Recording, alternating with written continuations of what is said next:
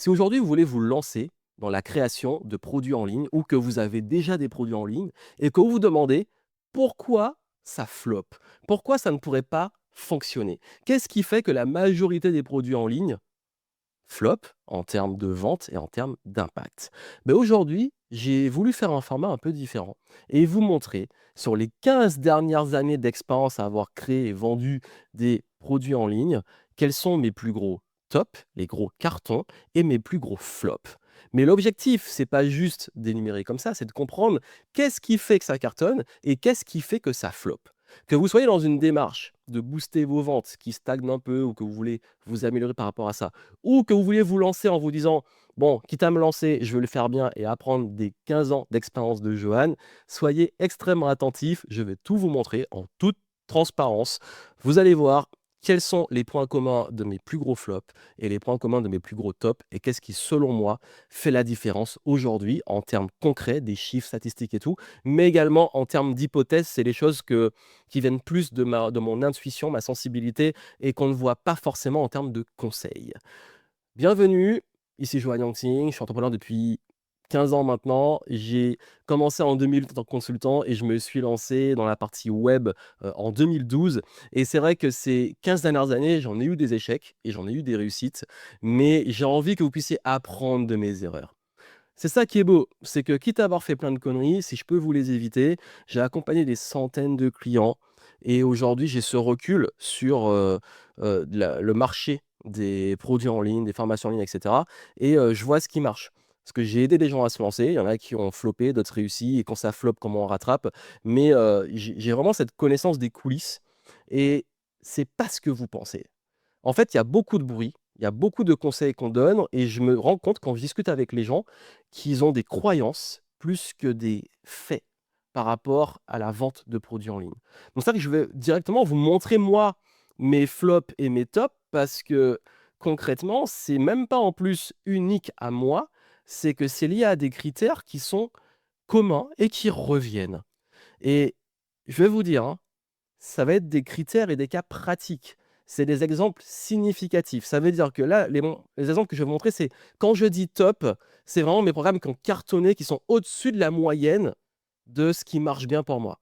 Et flop, c'est bien en dessous de la moyenne et surtout, c'est parfois aussi des déceptions. C'est beaucoup d'investissements, d'attentes et puis là, le truc qui flop et je suis dégoûté. Mais voilà, je vais vous dire, en fait, ça ne veut pas dire que mes autres programmes ont été top ou flop, c'est juste qu'ils sont dans la moyenne normale. Mais là, c'est vraiment les exceptions et les trucs, waouh, ça cartonne. Ou ah ouais, non, là, c'est l'échec, il fait mal. Mais il y a des flops, et je vais vous expliquer quand c'est le cas. Il y a des flops qui ont été des bons flops, c'est fini. Ok, ça a foiré, on a créé un truc qui marche pas, c'est pas grave, on passe à autre chose. Mais il y a des flops qui ont été redressés, dans le sens qu'il y a des flops, ça n'a pas marché au lancement. Et après, on a pu, faire en sorte que ça fonctionne beaucoup mieux par la suite. Je vais vous dire. C'est vraiment pour les personnes qui veulent relancer leur vente, si vous vendez des produits en ligne, rattraper un flop, ajuster et voilà, comprendre pourquoi peut-être que ce que vous avez fait aujourd'hui ne marche pas, mais surtout vous, vous lancez de la bonne façon. Si vous vous lancez, bah, se dire: «OK, quitte à passer justement en produit en ligne, formation en ligne, bah, au moins je le fais bien et j'évite, justement ce genre d'erreur et je comprends ce qui marche». Donc vous aurez les critères, ce qui fonctionne et ne fonctionne pas. Et j'en profite pour vous dire que si vous voulez justement l'approche complète pour pouvoir transformer votre expertise en produit en ligne, bah, vous avez en descriptif une masterclass d'1 heure que j'ai créée dans laquelle je vous montre comment justement vous lancer, toutes les étapes. J'aborde ça un petit peu très rapidement, mais là je voulais l'approfondir ici. Mais en tout cas, si vous dites: «OK, aujourd'hui, comment je fais, en toutes les étapes?», allez le voir. Là, c'est pas le sujet. Là, je vais pas vous dire comment vous lancer. Je parle plus des critères, des tops et des flops. Donc si c'est vraiment un sujet pour vous, et vous voulez vous former dessus, 1 heure de masterclass gratuite, allez voir en descriptif et laissez-vous guider. Vous l'ouvrez, vous pouvez commencer, l'ouvrir et puis voir ça après ce que j'aurais dit ici. Vous n'avez pas besoin de le voir avant ce que je dis maintenant. Donc, on va commencer par les flops. Comme on dit, hein, on commence par les bonnes ou les mauvaises nouvelles? On commence par le mauvais. Allez, les flops.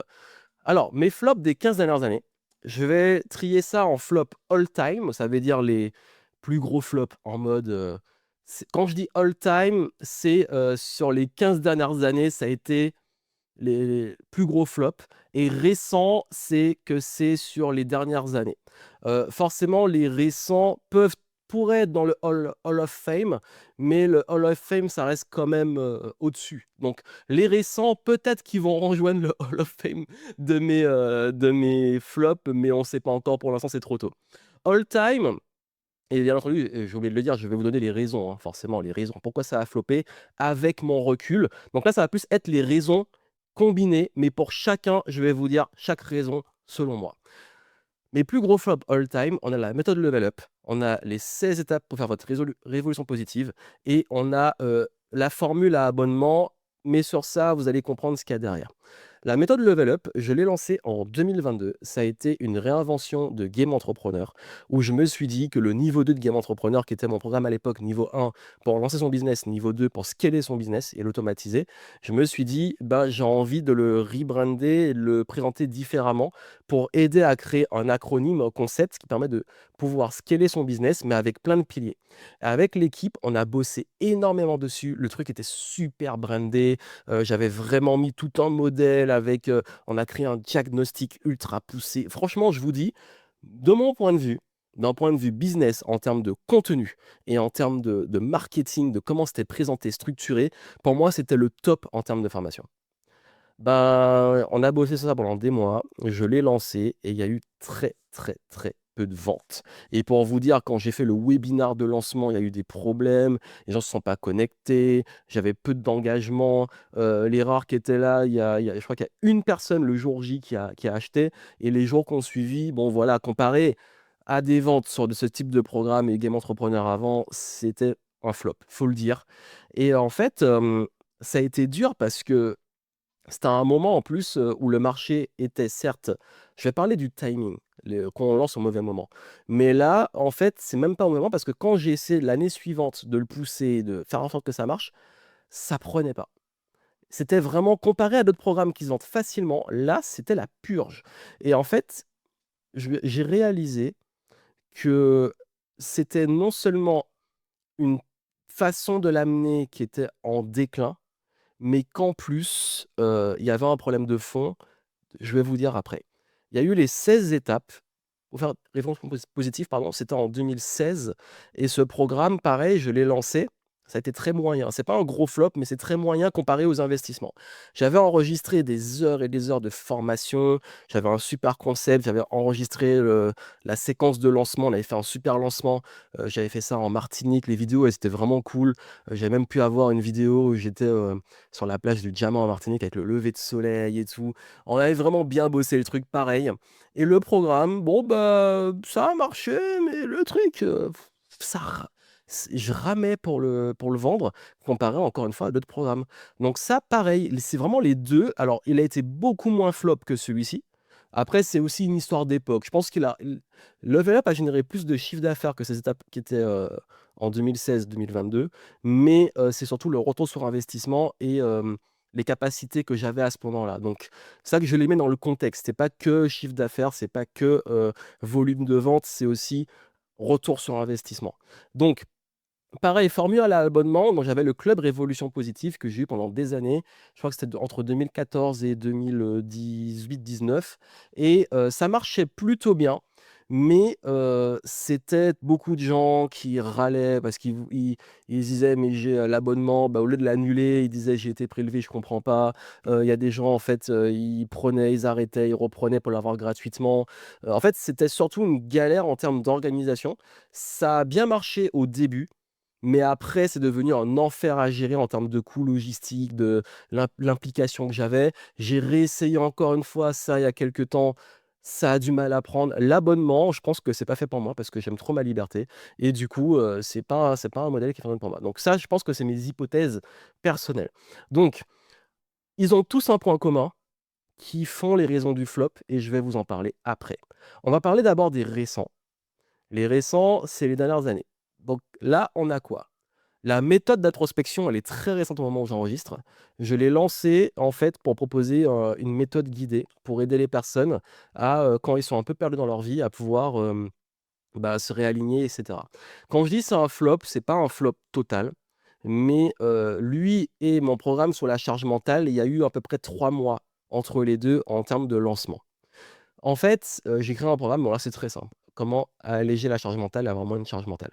Pourquoi ça a été des flops? Heu, ces 2-là, moi, mon hypothèse, elle est sur, on est sur des personnes qui sont justement en charge mentale et je pense que la façon de l'amener et se dire: «Je vais avoir un truc avec de l'introspection, un workbook et tout», ça me prend la tête. Donc ça a bien marché sur un profil qui aime l'introspection, mais je me suis rendu compte que la majorité des gens, présentés comme ça en tout cas, n'aiment pas ça et il y a d'autres les raisons, je vais les développer juste après.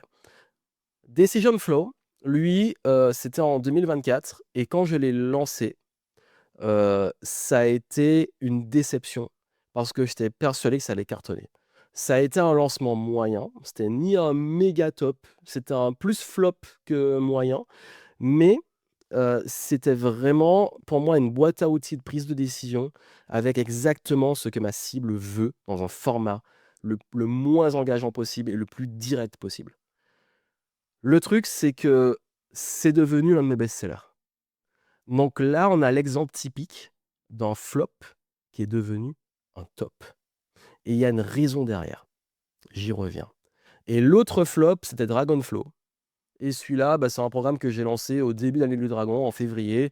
C'était un petit programme audio, j'ai kiffé le faire, je l'ai brandé, on a fait le logo Flowtasking comme sur ma casquette, mais avec un dragon. J'ai même un pull dragon d'ailleurs comme ça et du coup, bah, en fait, ça a pas trop bien marché. Je crois que les gens, ils s'en foutaient pour les raisons qui sont similaires aux autres, même si c'était un petit programme, vous allez comprendre. Allez, c'est quoi les raisons derrière? J'ai assez teasé.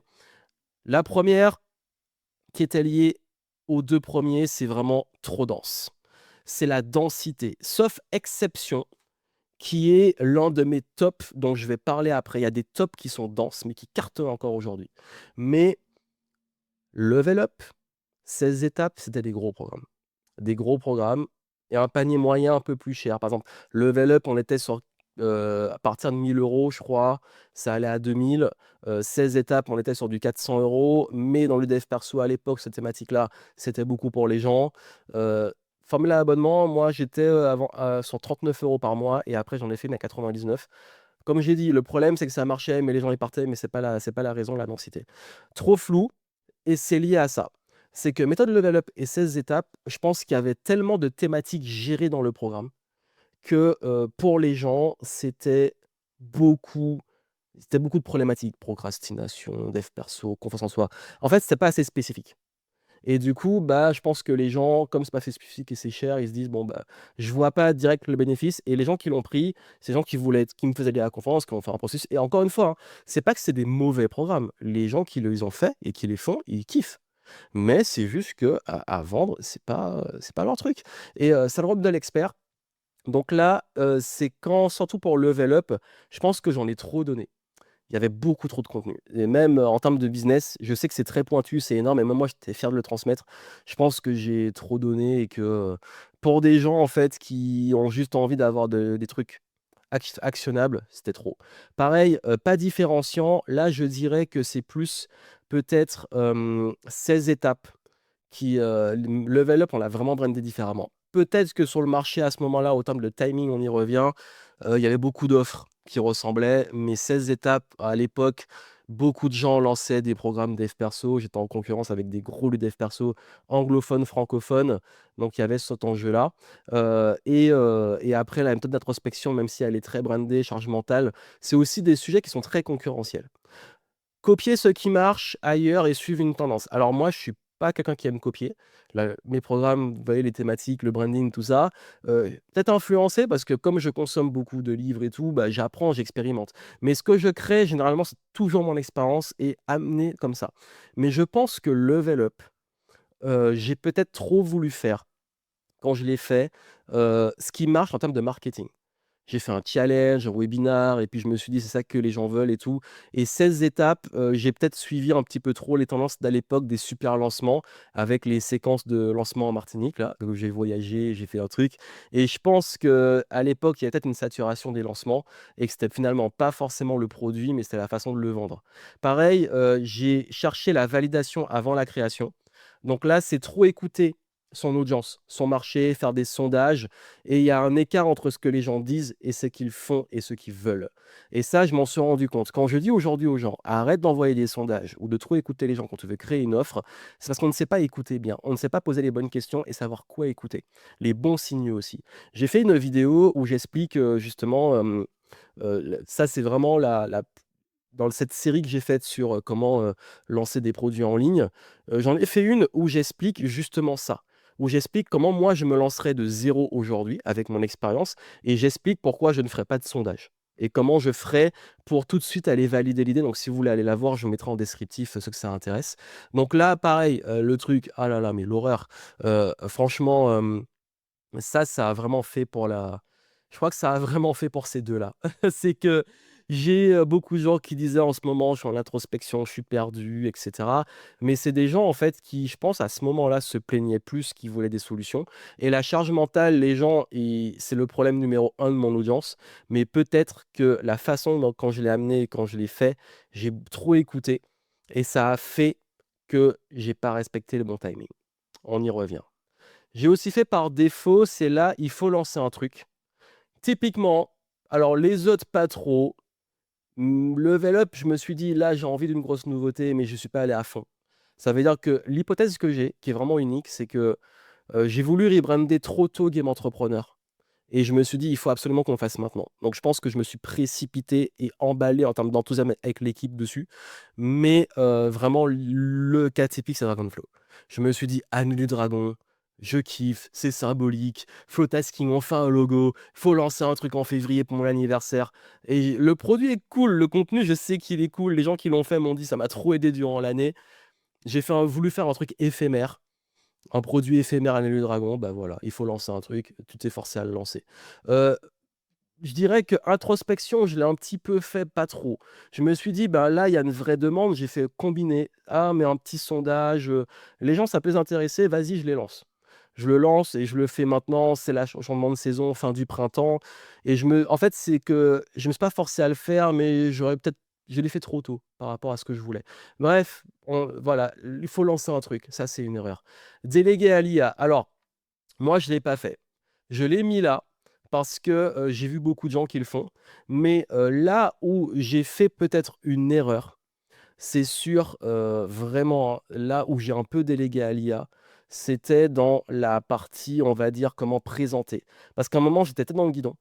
Decision Flow et j'ai pas utilisé du tout l'IA pour le contenu, hein. Il y a aucun de mes programmes où j'utilise l'IA pour le contenu, sauf quand il faut faire des résumés ou certains supports à partir du contenu, mais c'est pas ma façon de faire. J'aime pas ça, même par éthique, et je suis pas satisfait. J'ai fait un truc avec l'IA, c'est de quoi je suis fier, quoi.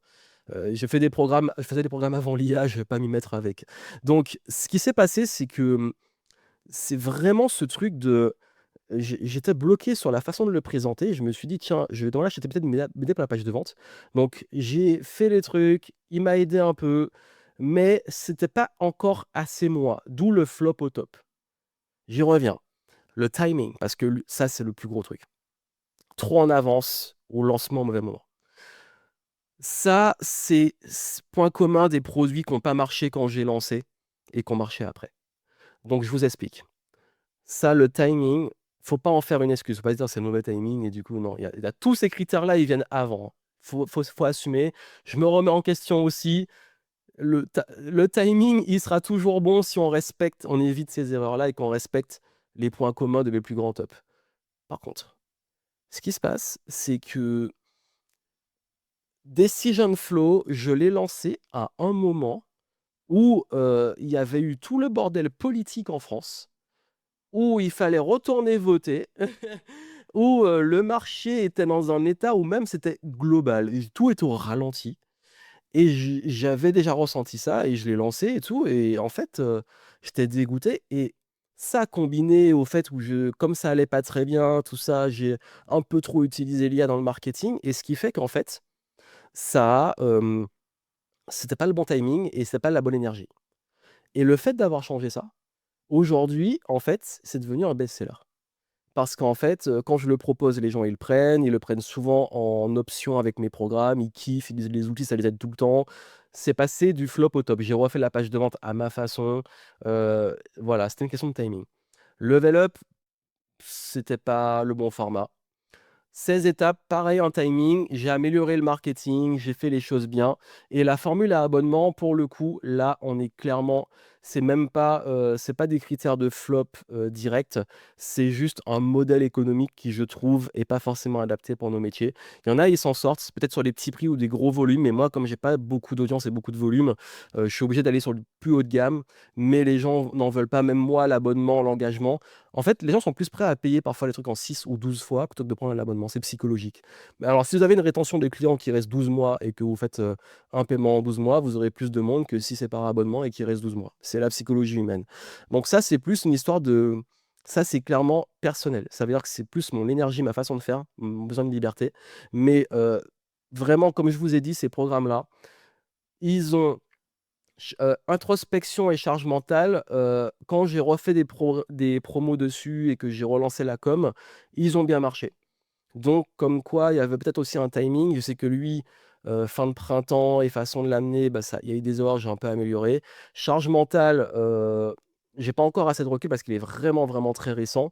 Mais je sais que la dernière fois que j'en ai parlé, les gens l'ont pris. Donc, il y avait comme je l'ai lancé en plein été, je pense que le timing a joué. Decision Flow, clairement le timing. Dragonflow, pour le coup, c'était un vrai flop et de toute façon, c'était un programme éphémère. Je l'ai lancé, annulé Dragon. Après, j'ai fermé, j'ai plus jamais reproposé. Voilà, c'est bon. Mais j'ai eu quand même quelques clients, encore une fois, hein. Mais il y a jamais un qui a fait 0 vente. Je crois que le level up, ça a failli faire un 0, mais voilà.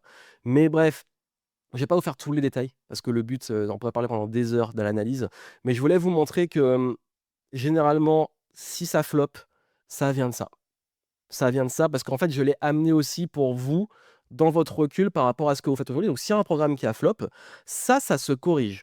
Ça veut dire qu'il y a des choses, parfois, c'est même pas le fond. Et souvent, c'est rarement le fond parce que, comme je l'ai dit, peut-être que vous faites les choses bien et tout, et c'est parfois la forme, la façon de le vendre et de respecter tous ces critères-là. Donc, à moins que ça soit des gros trucs, parce que ça, on peut pas le changer. C'est des gros programmes qui sont durs à vendre, donc forcément plus gros, plus dur. Mais si c'est des petits programmes, généralement, faut aller voir et travailler dessus. Ça peut se rattraper. Si vous voulez qu'on le voit ensemble, ça serait bon, je fais de l'accompagnement aussi sur ça. J'ai des clients, hein, ils ont des systèmes, et parfois les ventes, c'est pas trop ça et puis on travaille ensemble, ça repart et c'est vraiment très souvent pas le fond du programme, c'est la forme et la façon de le vendre et parfois le timing. Bref, les tops, voilà, vous avez compris, évitez ces erreurs, mais surtout comment on fait pour que ça cartonne? Parce que moi, j'ai envie de célébrer aussi les victoires. Alors, le Hall of Fame de mes best-sellers all-time, Game Entrepreneur, mon programme d'accompagnement, surtout le niveau 1. Le niveau 2 aussi marchait bien, mais après, bon, la raison pourquoi tu parles de Game Entrepreneur et après tu parles de Level Up, c'est que j'ai rebrandé Game Entrepreneur en 2022. J'ai changé la formule et ça a cartonné de 2017 à 2022. Encore aujourd'hui, j'ai des clients qui kiffent, qui le suivent, surtout le niveau 1. Et c'est mon best-seller all-time de communauté, engagement, chiffre d'affaires, volume de vente combiné en mode, ça a eu le plus d'impact. Et ça, je suis content parce que, ça reste pour le coup, hein, ça trahit le truc du gros programme trop dense, mais surtout le concept. C'est mon énergie, c'est tout. Je vais vous expliquer les raisons du top. Méthode FAST pour apprendre plus vite, c'est mon best-seller all-time sur la longévité. Je l'ai lancé, la première version était en 2013 et c'est un programme qui, jusqu'à aujourd'hui, je continue de vendre super bien et qui se vend très, très bien. Ah oui, je précise, hein, c'est un programme pour apprendre à apprendre plus vite, prendre des notes, et cetera. Multipotentiel, lancé en 2020, même si je parlais de ça avant, c'est aussi, mon best-seller all time. Aujourd'hui, il est dans le Hall of Fame. En termes de volume, je crois qu'il est loin devant tous. C'est mon plus gros volume de programmes vendus. Donc du coup, c'est aussi le plus copié. Je parlais des co du de copier ce que font les autres, voilà. S'il y a des gens qui font ça et qui m'ont copié, ben ça il y a pour qui ça marche pas. Hem, multipotentiel, best-seller all time en termes de volume. Fast, je pense que sur la longévité, il y a une période où j'ai moins communiqué dessus, donc forcément j'ai eu moins de monde. Mais multipotentiel, en quelques années, a rattrapé Fast sur sa longévité. Mais voilà, c'est les deux en format plus petit qui cartonnent. Le script universel, c'est un script que j'ai créé pour comment packager un discours, une page de vente, une conférence, etc. Il a trop bien marché. Franchement, encore aujourd'hui, beaucoup me disent qu'ils l'adorent, qu'ils l'utilisent tout le temps, qu'ils le mettent maintenant dans l'IA pour les assister dans leur création de scripts. Bref, carton. Method Flow, c'est mon programme où c'était un peu les avant Flowtasking, sur comment, en fait, c'est une énigme pour moi, pourquoi ça a autant fonctionné. Je vais être transparent avec vous. Parce qu'en fait, il est dans les critères il est pas si dense que ça, mais il y a quand même pas mal de contenu. La promesse est floue, parce que il y a plusieurs choses dedans. Mais je crois que je l'ai tellement bien amené dans le flow et dans l'acronyme et dans les étapes du processus que pour les gens, c'était ultra clair. Quand j'ai lancé, ça a cartonné, hein. La vente pour introvertis et manifeste, c'est en termes de volume mes meilleurs lancements. Ça veut dire que quand je les ai lancés, ça a été mes plus gros volumes et chiffre d'affaires en peu de temps. Game Entrepreneur, Fast, Multipotentiel, Script ont bien marché. Méthode Flow aussi, il pourrait être avec eux, mais un petit peu derrière. Mais eux, ils ont bien marché, mais sur de la durée. Eux, ils ont tout pété au lancement, et lui aussi. Et ils continuent de bien marcher. Mais le lancement, ça a été une dinguerie. 16 pour introverti, quand je l'ai lancé, j'ai fait un webinar, j'étais choqué. J'étais choqué des ventes, et c'était un vrai sujet. Donc tout ça, qu'est-ce qui a fait que ça a marché? Je vous le dis. En termes de produits récents, ah oui, j'ai peut-être pas dit c'est quoi. Bah, je pense que le titre est assez évocateur. Vente pour introverti, c'est ma méthode de vente pour ceux qui n'aiment pas s'exposer et qui sont en profil empath et introverti. Manifeste mon programme sur l'argent. Voilà. Récent, Flowtasking, gros carton. C'est ma nouvelle marque. Le premier lancement, je vous dis, dans l'heure où j'ai annoncé l'ouverture, ça a été un déluge. Mais il y a Game Entrepreneur, je pense qu'il va le détrôner puisque c'est ma nouvelle marque qui a pris le dessus. J'ai fait une vidéo où je parlais de mon rebranding de Game Entrepreneur à Flowtasking et comment Game Entrepreneur, je ne savais pas comment aujourd'hui, quelle place il allait prendre. C'était mon projet de cœur, mais Flowtasking qui est mon vrai projet maintenant. Et du coup, bah, j'ai développé un peu l'idée. Mais c'est Flowtasking et aujourd'hui, ce que Game Entrepreneur était pour moi à l'époque, ça veut dire ma marque principale. Et le programme signature, c'est aujourd'hui un carton. Outsider, au moment où j'enregistre, je l'ai lancé il y a 1 an. Pareil, gros carton. Comment s'en sortir quand on est atypique. C'est parti d'une idée d'une conférence que j'avais écrite, que je devais faire, qui s'est annulée. Et finalement, bah, j'ai transformé ça en produit et différemment, hein, c'est pas une conférence. Et ça a cartonné. IA Flow, très récent, sur comment utiliser l'IA. Carton aussi. Multiflow Operating Ecosystem, c'est ce qui va remplacer qui est mon nouveau programme business signature Flowtasking. Donc, c'est la partie, on va dire, multiflow, c'est vraiment comment gérer un business multicasquette et le structurer. Il a cartonné aussi. Et en fait, le point commun de tous ces programmes, c'est que au moment où j'enregistre, ils ont été créés entre 1 an et 1 an et demi. C'est-à-dire, c'est on va dire, entre les 12 et les 16 derniers mois que je les ai sortis. Et comme quoi, bah, ma méthode s'est affinée, hein. Mais je vous dis, il y a méthode level up. J'ai cassé des bouts, j'ai pris des trucs très pointus et ça m'a aidé à pouvoir repenser les choses et les faire plus simples pour aboutir. Les erreurs de méthode level up m'ont permis de créer Multiflow. J'ai appris de mes leçons et ça cartonne. Donc les raisons des tops, la promesse est claire. Ça veut dire que là, on touche à un besoin, un problème concret. Game Entrepreneur, tu veux te lancer dans le business, niveau 1, on se lance en 3 mois. Tu veux scaler, on automatise en 3 mois. Bref, c'est très clair. En plus, on avait designé le parcours des clients. Donc, c'est un gros programme. On avait fait comme un jeu vidéo où les clients voyaient le parcours. Méthode fast, apprendre à apprendre, prendre des notes, c'est très clair. Multipotentiel, c'est l'identification. Donc, je vais y revenir. Mais en gros, script universel, c'est pratique, c'est concret. Méthode identifiable et incarnation humaine. Ça veut dire qu'il y a une expérience derrière. Ça, c'est le point commun de tout ce que je vous ai montré là. Et il y a un gros kiff dans la création. En fait, je pense que ces programmes, ça s'est vu que j'étais enthousiaste.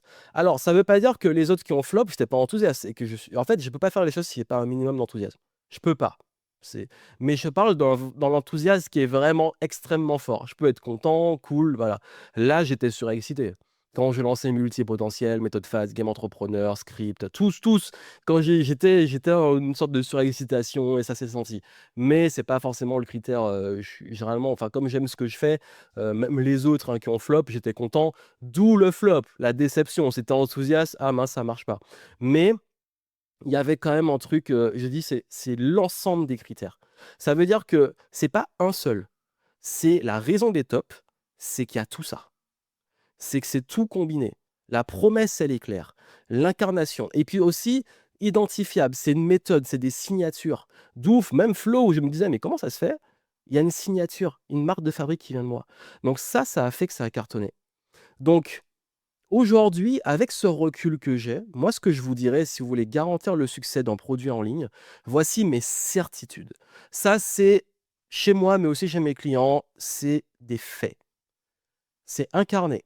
Ça veut dire que vous incarnez votre offre, dans le sens, on sent que c'est vous, on sent que ça vous tient à cœur de transmettre. C'est clair et identifiable. La promesse, elle est claire. C'est concret aussi. Ça veut dire que vos clients savent concrètement ce qu'ils ont et que le problème est identifié, la solution identifiée, c'est concret. C'est aligné avec l'audience. Ça veut dire que les gens à qui vous adressez, ça leur correspond et surtout, il y a une vraie valeur perçue. Ça veut dire qu'ils se disent: «Ah tiens, là, ça me parle. Là, c'est, je sais pourquoi je l'achète et qu'est-ce que ça m'apporte». C'est très clair et surtout, il y a de l'autorité. Ça veut dire que vous êtes crédible. Ils vous font confiance. Mes certitudes, c'est que plus vous combinez ces critères-là, plus vos offres cartonnent. En revanche, attention sur certains points, je vais y revenir et forcément l'opposé, si c'est pas incarné, si c'est pas clair, si c'est pas concret et cetera, c'est pas aligné avec les gens avec qui vous parlez, il y a pas de valeur perçue, vous êtes peut-être pas assez trop illégitime et ça se transparaît, ça peut provoquer ça. Mais encore une fois, généralement, si vous combinez ça, il y a des grandes chances que ça marche et vous avez vu que j'ai même pas parlé du format. Est-ce que c'est un gros truc ou un petit truc? Parce que mes hypothèses de départ avec mes flops, c'était que quand les gros trucs, voilà, mais j'en ai fait de gros qui ont cartonné. Donc c'est vraiment ça et mes hypothèses, là, c'est plus mon intuition, mon ressenti. C'est l'énergie du moment. Donc ça veut dire l'enthousiasme. Plus vous êtes dans une bonne énergie et enthousiaste, plus votre produit se vend parce que votre énergie, ça se sent. Également, le timing, là, c'est plus la thématique au bon moment, la situation générale et l'attention du marché. Je m'explique. Il peut arriver que vous lanciez un produit sur une thématique où il y a un gros concurrent qui fait un lancement, un challenge en même temps. Il peut arriver que ça soit un mauvais moment en termes de. Imaginez, vous lancez un truc en plein Noël. À moins que ça soit un produit de Noël, heu, forcément, il y aura moins d'attention. Alors même si moi, je vous dis de façon transparente, j'ai un gros pic de vente entre le 26 et le 31 décembre chaque année. Mais Noël, oui, entre le 23 et le 25, c'est mort. Mais par contre, il peut arriver qu'il se passe des choses, que ça soit le mauvais timing. Donc ça, faites attention et ça, c'est du cas par cas. Ça dépend de votre industrie, votre domaine, votre marché, votre audience et cetera. Mais l'énergie et quand je dis que c'est des hypothèses, même si au fond de moi, je sais que c'est ça, mais dans le sens, quand je dis hypothèse, c'est que c'est très personnel dans du contexte et des cas particuliers. Mais du coup, vraiment, ça reste quand même important. C'est rattrapable à condition que le problème soit la forme et pas le fond. Si vous avez un produit qui a du mal à se vendre, ben, peut-être qu'en packageant, en le présentant, la façon de le vendre et tout, va tout changer. Par contre, si c'est vraiment le fond, vous avez créé un truc qui respecte pas ces critères-là et vous avez créé un truc qui est dans les critères des flops, forcément, ça va être compliqué. Donc, moi, ce que je vous dis, attention à pas être trop flou. Donc, trop généraliste, trop dense, pas clair. Si vous combinez ça, il y a de grandes chances que votre produit ne marche pas. C'est ce qui m'est arrivé, peut-être avec le level up, 16 étapes, etc. Le désalignement, pas assez incarné, je le répète, vous avez trop copié ou inspiré quelqu'un, les gens le sentent. En fait, si c'est pas incarné, si c'est pas vous, je l'ai dit, j'ai fait une vidéo complète dans laquelle j'explique justement qu'est-ce qui vous différencie, vous, de l'IA et qu'est-ce qui vous différencie de l'information gratuite. J'explique vraiment ça. Donc, allez la voir. Je vous mets les ressources en descriptif. Vraiment, allez la voir. Si c'est un sujet, vous dites, OK, comment je me différencie par rapport à l'IA et l'info gratuite? J'ai développé ce projet et j'explique en détail ça. Trop influencé par le bruit. Vous avez trop écouté des mauvais conseils, vous avez trop écouté votre propre audience et ça, j'en ai parlé, les fameux sondages. Voilà, donc ça que ça demande en fait, de comprendre le game. Donc je voulais prendre le temps parce que franchement, je trouve que, trop souvent, on parle de concepts, mais on montre pas les exemples. Encore une fois, franchement, avec toute la grosse liste que vous avez là, je ne vais pas aller dans tous les détails parce que sinon on allait y passer 2 heures, voire plus, mais au moins vous avez compris les grandes idées. De toute façon, ces produits-là, vous les retrouvez sur mon catalogue, j'étais transparent dessus. Encore une fois, hein, je dis quand ça floppe, c'est plus une histoire de, ça veut dire qu'il est pas bon. Ça veut dire juste que comparé à nos attentes et les volumes de vente ou chiffre d'affaires de mes autres produits, le retour sur investissement, c'est plus bas. Mais, il y a aucun de ces produits, que je me suis dit: «En fait, il est pas bon» ou, faut, à part la formule à abonnement, je l'ai arrêtée parce que ça engageait trop de coûts versus, satisfaction. Donc ça, c'est plus des décisions internes.